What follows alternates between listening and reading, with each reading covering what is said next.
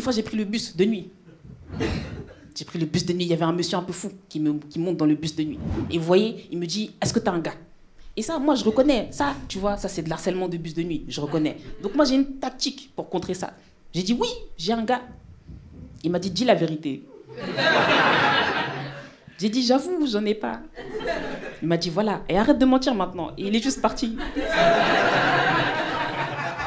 J'ai dit, mais attendez. Vous n'avez pas fini votre harcèlement, là.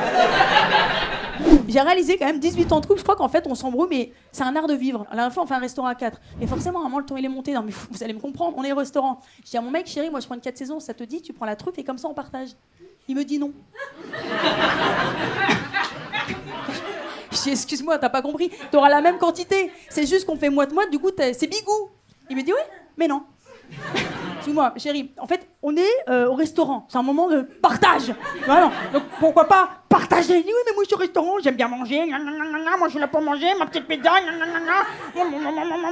Bon, moi ça m'a saoulé parce que je me dis, ce mec, je partage quand même ma maison avec lui. Je partage mon enfant, je partage ma salive et il veut pas partager une pizza en fait.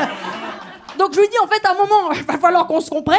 Et il me dit oui, mais non, parce qu'en fait moi tu comprends, j'aime bien manger ma petite pizza tout seul, oh putain. Donc là, je regarde mon beau-père et je lui dis, vous comprenez? Il me dit, non mais les enfants, calmez-vous en fait. Je dis, mais en fait on s'énerve pas, je parle fort avec les mains, c'est peut-être pas le thème du restaurant peut-être.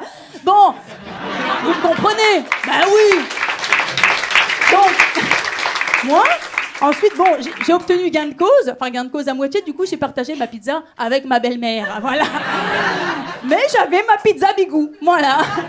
Je travaillais à l'étage, je m'occupais des cabines d'essayage, c'était cool comme taf, c'était tranquille.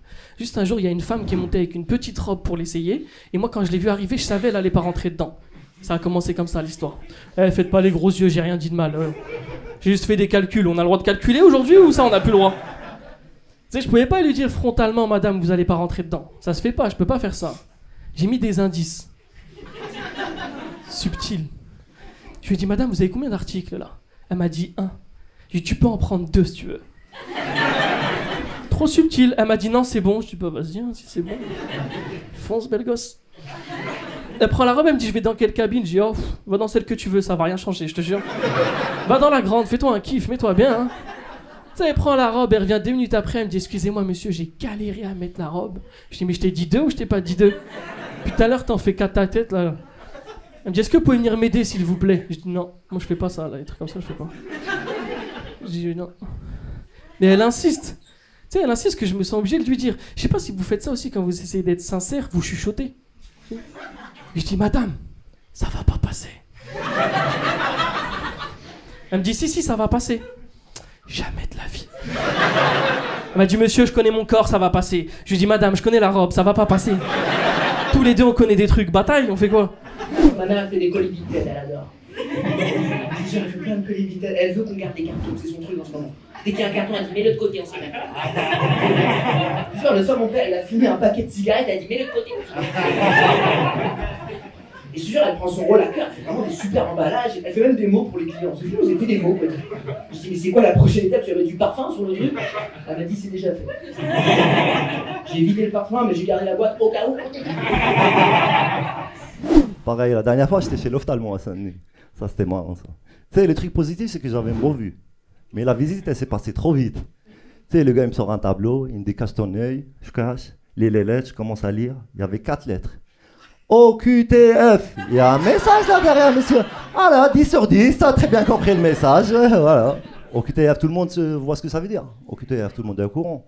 Vous avez vu, là, ça part que de cette façon en ce moment. Tu sais, j'ai l'impression en France, il y en a, ils croient dans leur tête, c'est l'immigration, on est un peu des coulées Amazon. Satisfait ou remboursé, en fait. Sauf que nous, on est plus des coulées Shein, Temu. Et je sais pas si vous avez déjà essayé de rembourser un coulé Temu, frère. Ah, c'est impossible, en fait. Le slogan, c'est satisfait ou nique tes morts, en fait. Tu peux mettre des OQTF, NTM, FDP, de toute façon, on comprend pas. Et tu sais quoi, j'ai réfléchi, je me suis dit, tu sais, on est juste le vieux con de la génération d'après, en vrai, c'est tout. Tu sais, moi, ma mère, elle devait me regarder bizarre quand j'étais petit. Et je jouais avec mes jeux chelous, là. Et vous vous souvenez du jeu, là, c'était un petit bonhomme gluant. Tu sais, un petit humain gluant, tu le prenais, et le seul but du jeu, c'était de l'éclater contre le mur. C'est quoi ce jeu de zinzin qu'on a créé, frérot? Je te jure, c'est vrai. Tu le prenais, tu l'éclatais, et tu regardais juste le bonhomme en train de faire ses...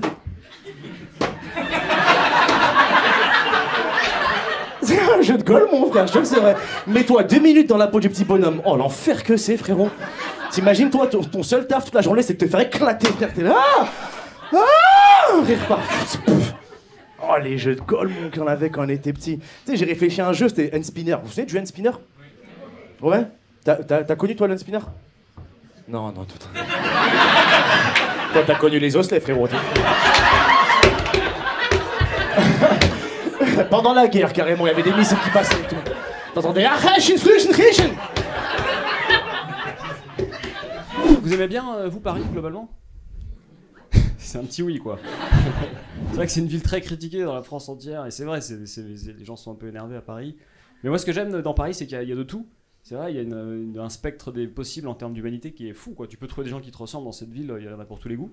C'est vrai, ça va à peu près, j'ai calculé, des LGBTQIA+, jusqu'à Caris, à peu près.